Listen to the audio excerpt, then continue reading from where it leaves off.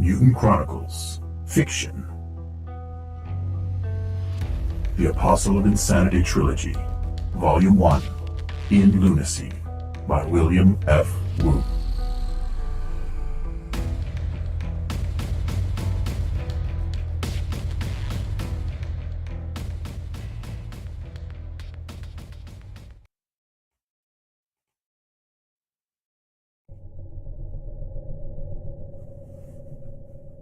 Chapter 9.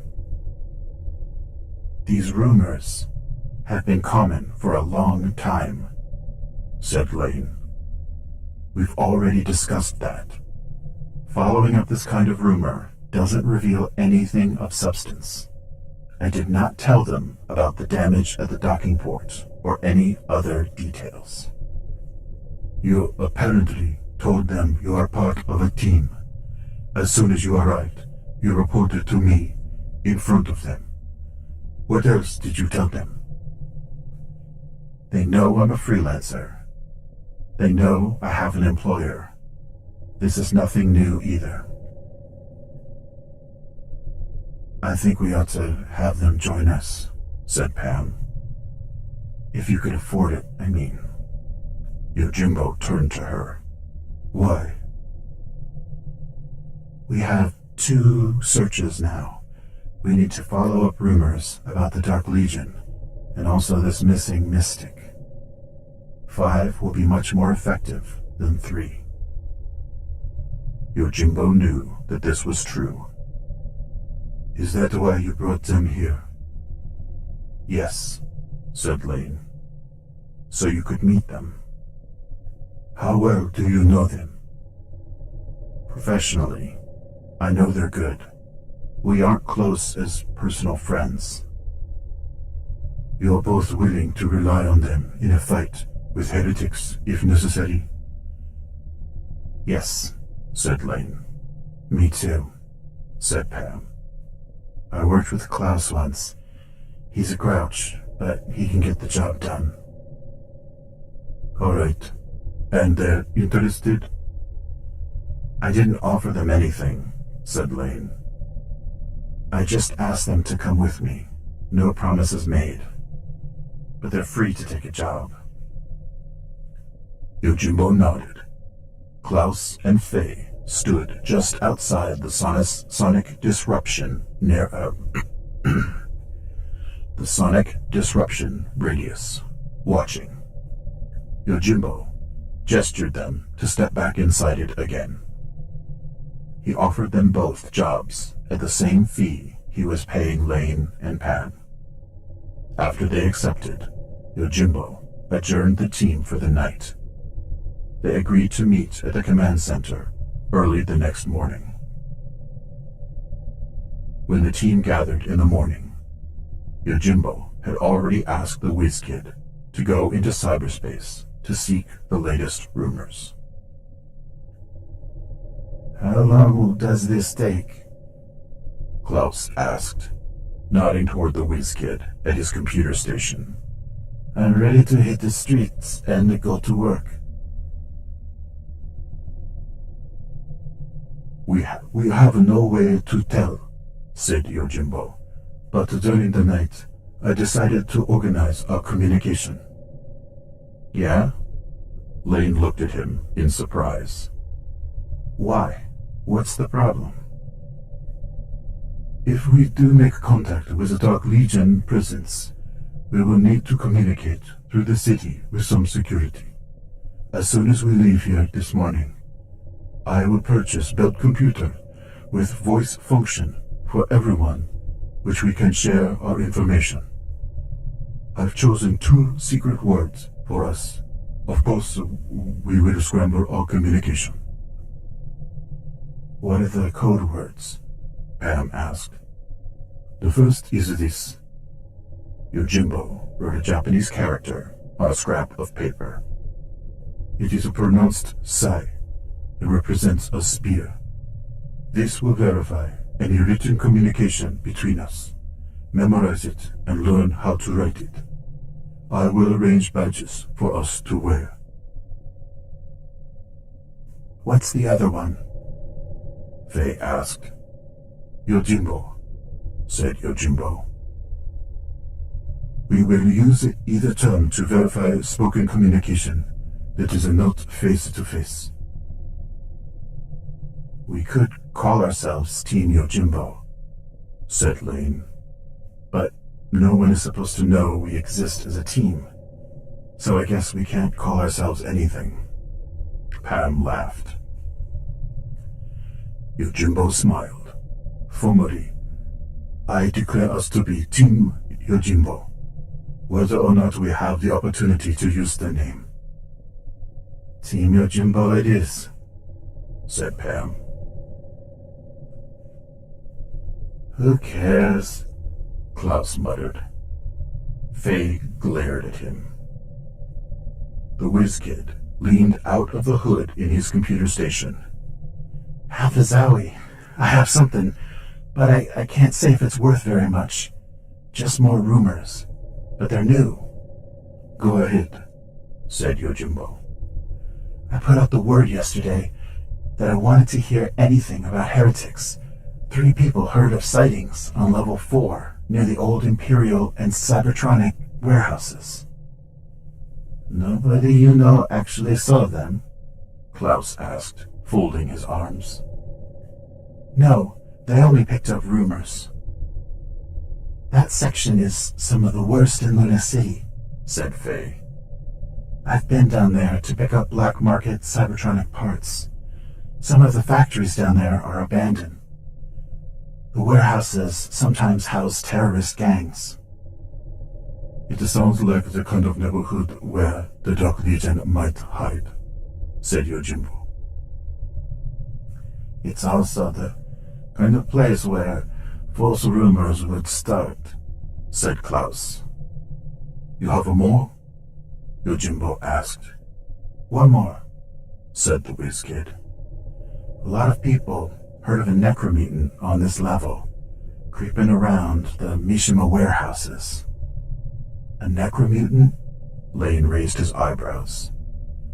Wait a minute, those are monsters. Heretics can pass as ordinary humans, but not a necromutant.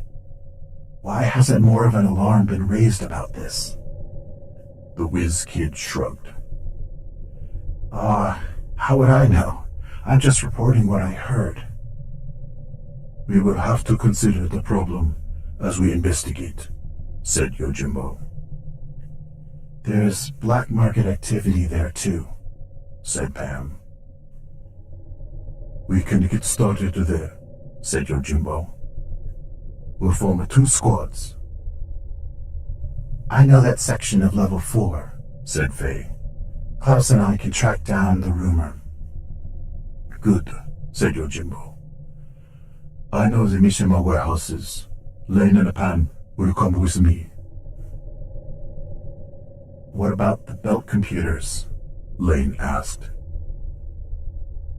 We'll stay together until I can buy them. But remember, every call we make through the city can be picked up and unscrambled by anyone with enough desire and the right equipment. Prioritize face-to-face discussion. Let's go. Yojimbo took them to a Mishima store and bought each team member one of the latest computers that could be clipped to their belts.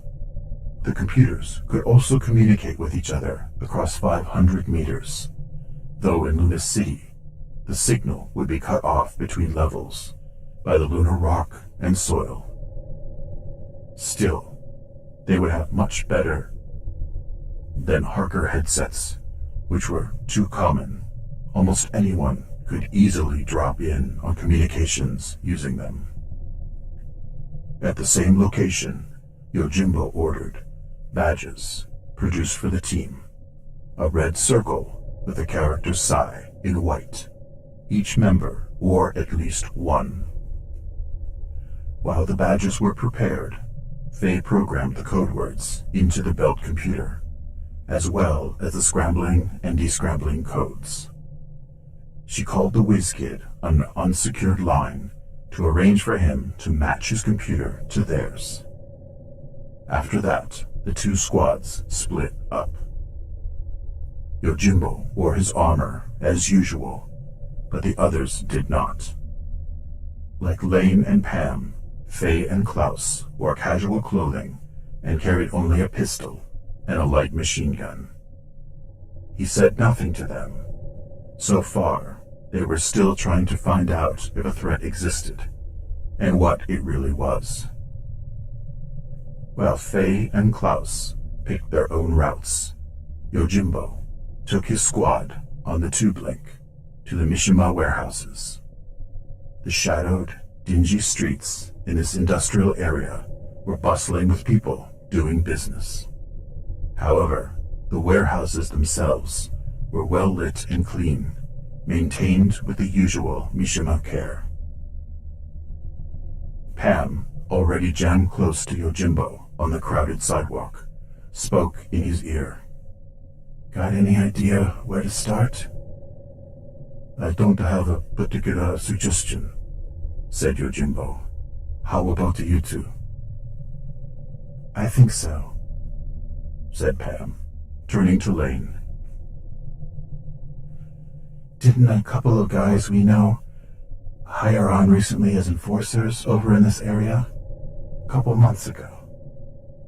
"Yeah, that's right," said Lane. That tall, heavy guy with the red beard and his friend. I can't remember their names."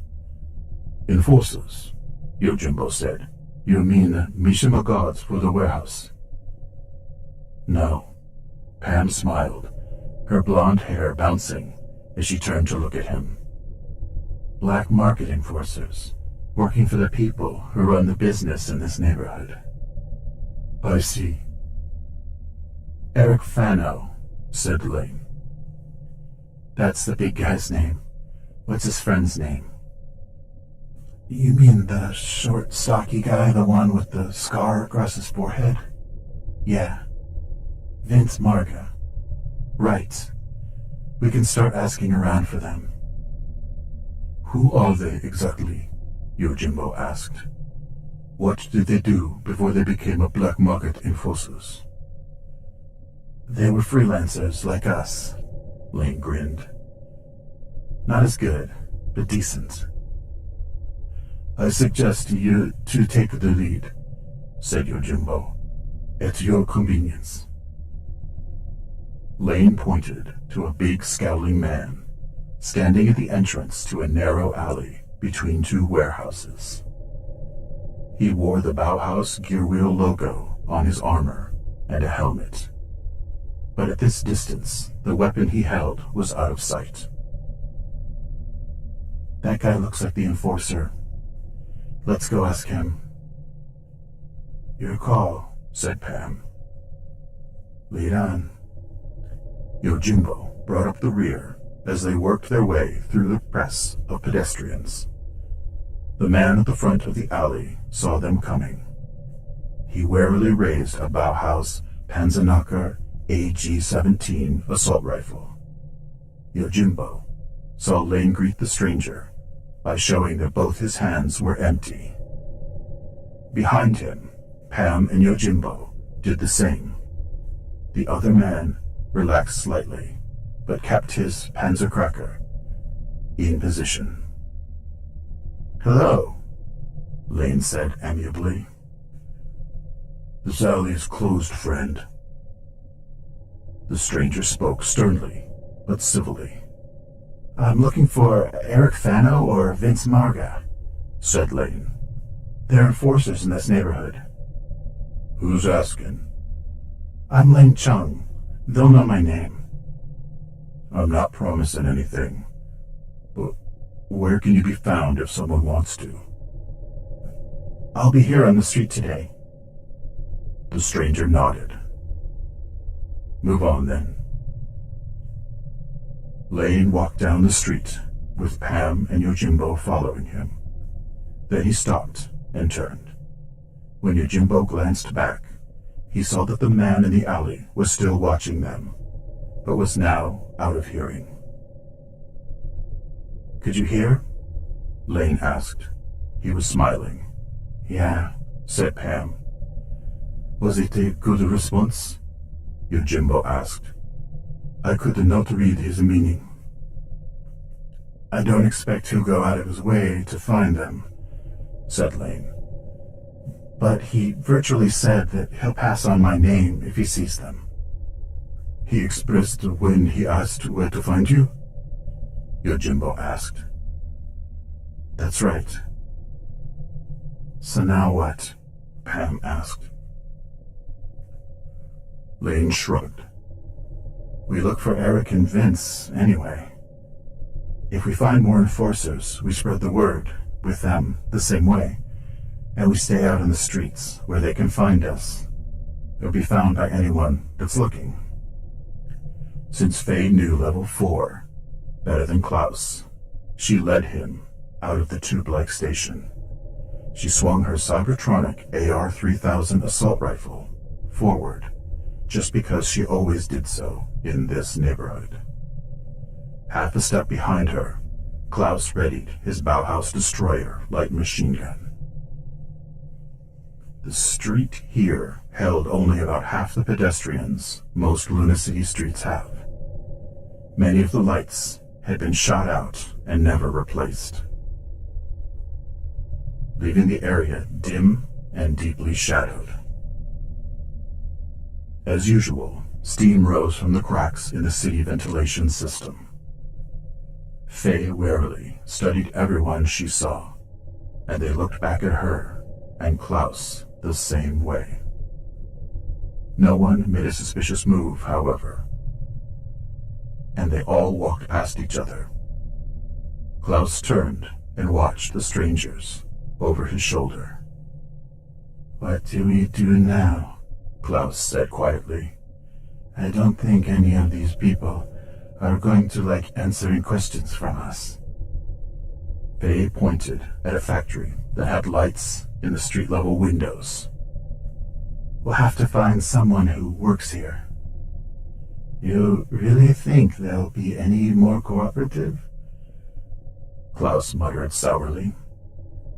One way to find out. Fay looked at the other buildings, up and down the street. Most of them were dark and empty. A few others showed some light. Without a contact in the area, they would just have to take their chances. Everybody is coming the same way, said Klaus. What? Look, everyone on this street is coming toward us, back toward the tubing station. No one is going in our direction or walking across the street. Something weird must have happened up ahead somewhere. As Fay approached the closed doors of the factory, she saw more pedestrians hurrying past.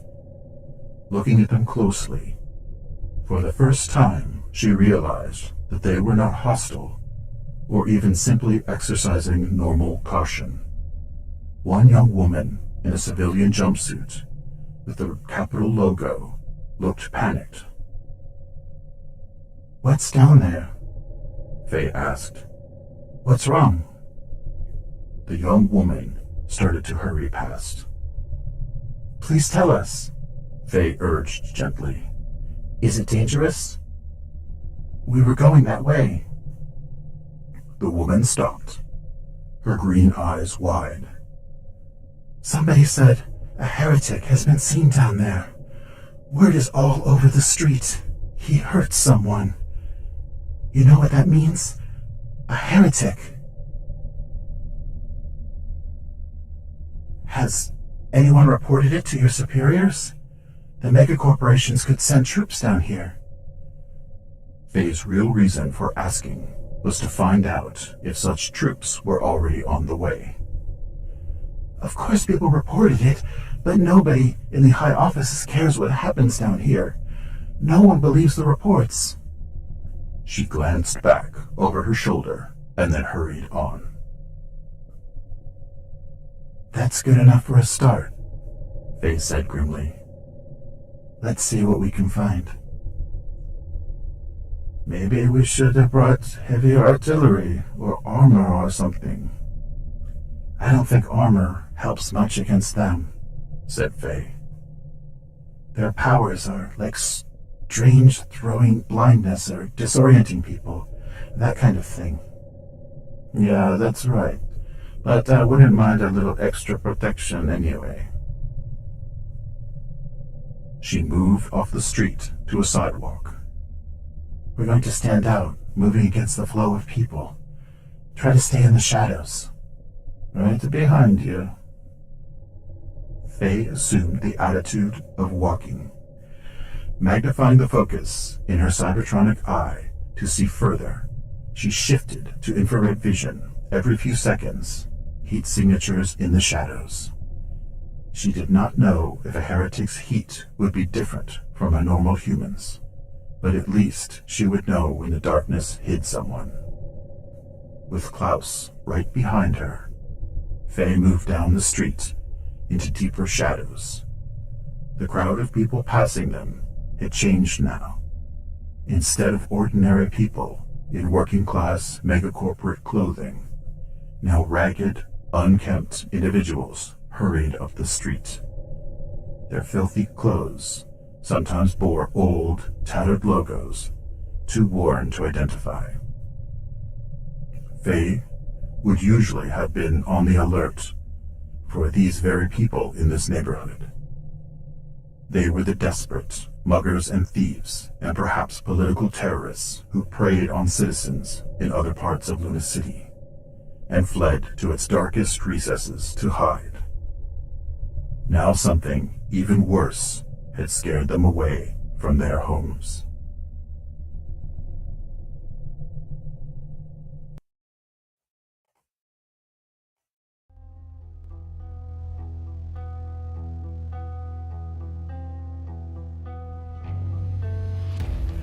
Mutant Chronicles, Fiction, The Apostle of Insanity Trilogy, Volume 1, In Lunacy, by William F. Wu.